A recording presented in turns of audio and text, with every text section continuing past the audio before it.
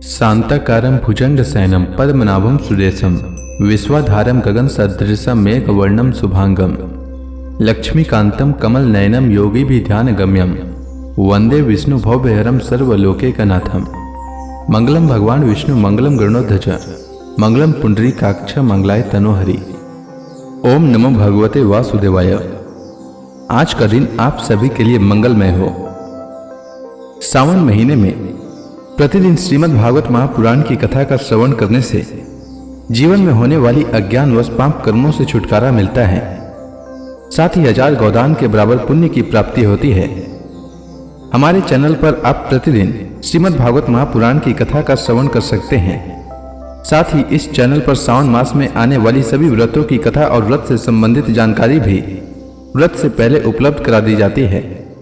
इसलिए हमारे चैनल को अवश्य सब्सक्राइब करें, साथ ही बेल आइकन को भी दबा दें और कथा अच्छी लगे तो लाइक अवश्य करें। अब आइए सुनते हैं सावन मास कथा का 23वां अध्याय।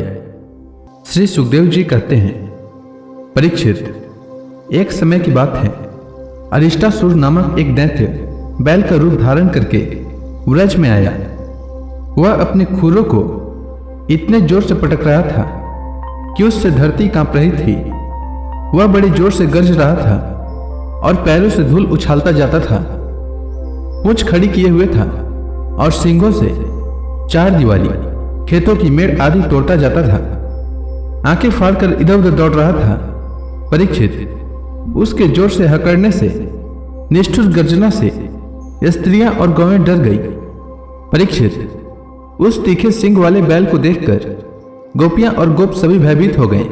पशु तो इतने डर गए कि अपने रहने का स्थान छोड़कर भाग ही गए। उस समय सभी ब्रजवासी, श्री कृष्ण, हमें इस भय से बचाओ, इस प्रकार पुकारते हुए भगवान श्री कृष्ण की शरण में आए। भगवान ने देखा कि हमारा गोकुल अत्यंत भयातुर हो रहा है। तब उन्होंने डरने की कोई बात नहीं है यह कहकर सबको डांडस बंधाया और फिर वृषासुर को ललकारा।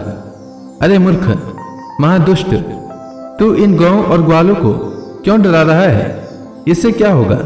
देख, तुझ जैसे दुरात्मा दुष्टों के बल का घमंड चूर चूर कर देने वाला मैं यहाँ हूँ। इस प्रकार ललकार कर भगवान ने ताल ठोकी और उसे क्रोधित करने के लिए वे अपने एक सखा के गले में बांह डालकर खड़े हो गए। भगवान श्री कृष्ण की इस चुनौती से वह क्रोध के मारे तिलमिला उठा और अपने खुरों से बड़े जोर से धरती खोदता हुआ श्री कृष्ण की ओर झपटा। उस समय उसकी उठाई हुई पूंछ के धक्के से आकाश के बादल तितर बितर होने लगे। उसने अपने तीखे सींग आगे कर लिए।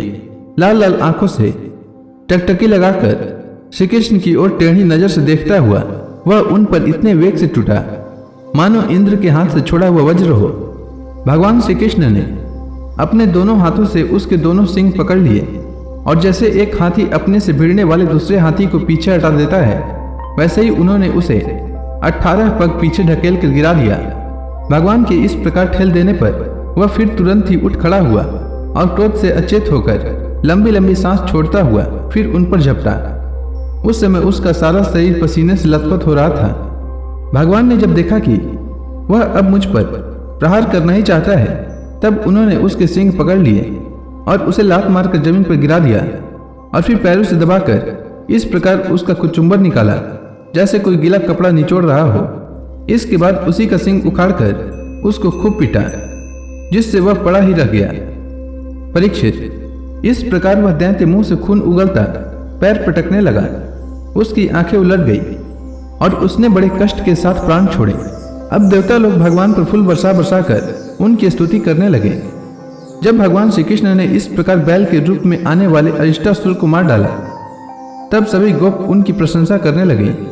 उन्होंने बलराम जी के साथ गोष्ठ में प्रवेश किया और उन्हें देख देख कर गोपियों के नयन मन आनंद से भर गए। परीक्षित, भगवान की लीला अत्यंत अद्भुत है।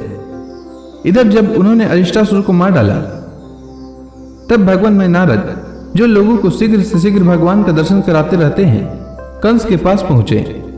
उन्होंने उससे कहा, कंस, जो कन्या तुम्हारे हाथ से छूटकर आकाश में चली गई वह तो यशोदा की पुत्री थी, और व्रज में जो श्री कृष्ण हैं वे देवकी के पुत्र हैं। वहां जो बलराम जी हैं वे रोहिणी के पुत्र हैं। वसुदेव ने तुमसे डरकर अपने मित्र नंद के पास उन दोनों को रख दिया है। उन्होंने ही तुम्हारे अनुचर दैत्यों का वध किया है। यह बात सुनते ही कंस की एक एक इंद्रिय क्रोध के मारे कांप उठी। उसने वसुदेव जी को मार डालने के लिए तुरंत तीखी तलवार उठा ली, परंतु नारद जी ने रोक दिया। जब कंस को यह मालूम हो गया कि वसुदेव के लड़के ही हमारी मृत्यु के कारण हैं, तब उसने देवकी और वसुदेव दोनों ही पति पत्नी को हथकड़ी और बेड़ी से जकड़कर फिर जेल में डाल दिया। जब देवर्षि नारद चले गए, तब कंस ने केसी को बुलाया और कहा, तुम ब्रज में जाकर बलराम और कृष्ण को मार डालो। वह चला गया। इसके बाद कंस ने मुष्टिक, चाणूर, सल, तोसल आदि पहलवानों, मंत्रियों और महावतों को बुलाकर कहा, वीरवर चाणूर और मुष्टिक, तुम लोग ध्यानपूर्वक मेरी बात सुनो। वसुदेव के दो पुत्र बलराम और कृष्ण नंद के व्रज में रहते हैं। उन्हीं के हाथ से मृत्यु बतलाई जाती है। अतः जब वे यहां आवे, तब तुम लोग उन्हें कुश्ती लड़ाने के बहाने मार डालना। अब तुम लोग भांति भांति के मंच बनाओ और उन्हें अखाड़े के चारों ओर गोल गोल सजा दो। उन पर बैठकर नगरवासी और देश की दूसरी प्रजा इस स्वच्छंद दंगल को देखें। महावत, तुम बड़े चतुर हो। देखो भाई, तुम दंगल के घेरे के फाटक पर ही अपने कूलिया पेड़ हाथी को रखना, और जब मेरे शत्रु उधर से निकले, तब उसी के द्वारा उन्हें मरवा डालना। इसी चतुर्दशी को विधि पूर्वक धनुष यज्ञ प्रारंभ कर दो और उसकी सफलता के लिए वरदानी भूतनाथ भैरव को बहुत से पवित्र पशुओं की बलि चढ़ाओ।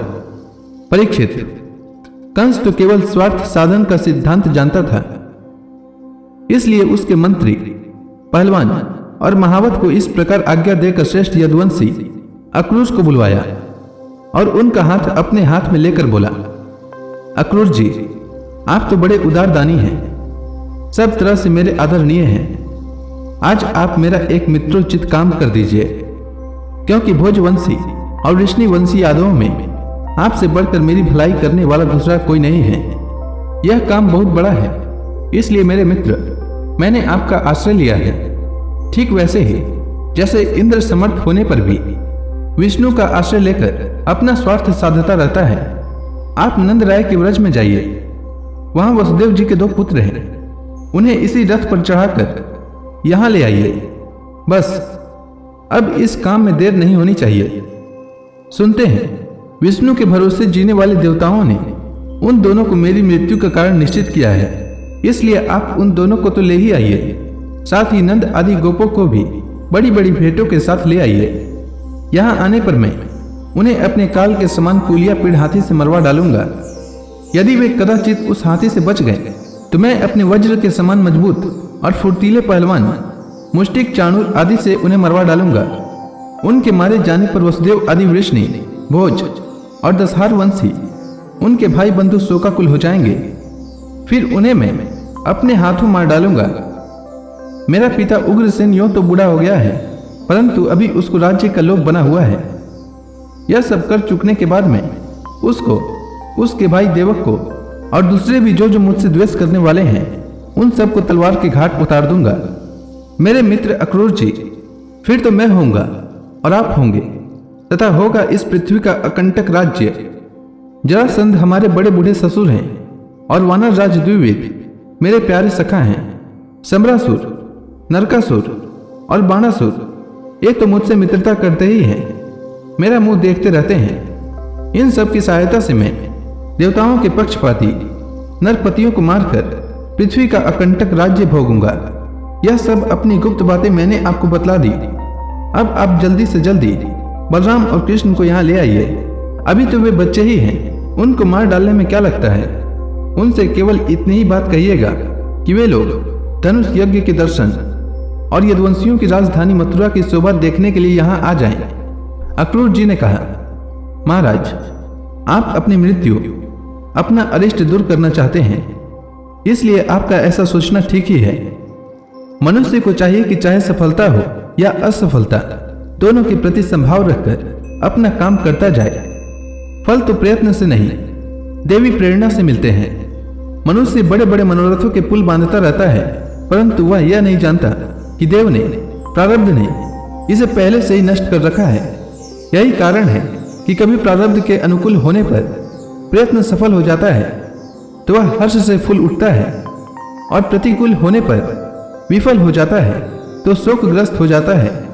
फिर भी मैं आपकी आज्ञा का पालन तो कर ही रहा हूं। श्री सुखदेव जी कहते हैं, कंस ने मंत्रियों और अक्रूर जी को इस प्रकार की आज्ञा देकर सबको विदा कर दिया। तदंतर वह अपने महल में चला गया और अक्रूर जी अपने घर लौट आए। तो इसी के साथ यह अध्याय समाप्त हुआ। इसके आगे की कथा मैं कल के अध्याय में सुनाऊंगा। तब तक के लिए भगवान हरि का नाम लेते रहे। तो प्रेम से बोलिए भगवान विष्णु की जय, श्री कृष्ण भगवान की जय, समस्त देवी देवताओं की जय।